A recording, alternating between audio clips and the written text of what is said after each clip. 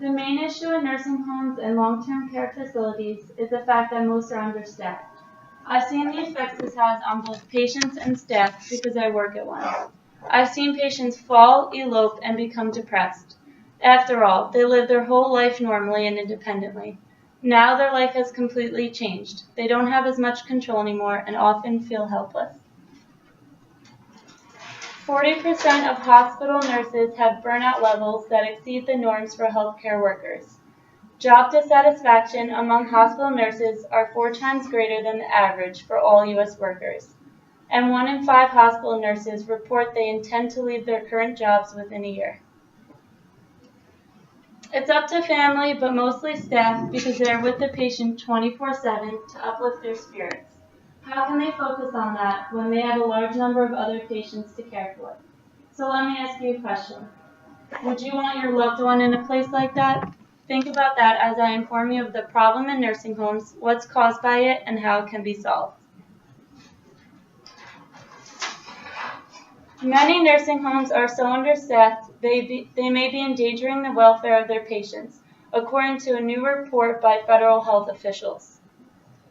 The problems all revolve around the major one, which is not enough staff. This goes for RNs, CNAs, and the activity department. Nurses obviously have the most stress because their patients' lives are in their hands. They are responsible for meds and charting. Nurses almost always stay past their shift. Being scheduled until 11 p.m. doesn't guarantee they will be out by that time. Sometimes they stay until 1 or 2 a.m.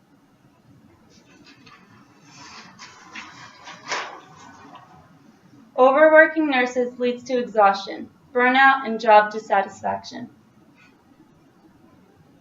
A high number of those patients end up developing life-threatening infections, dehydration, and other problems that could have been prevented had the homes been staffed adequately, the study said. Overworking nurses.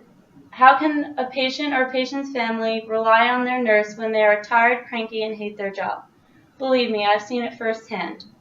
Another problem caused by understaffed CNAs is that patients wait too long for their call bell to be answered.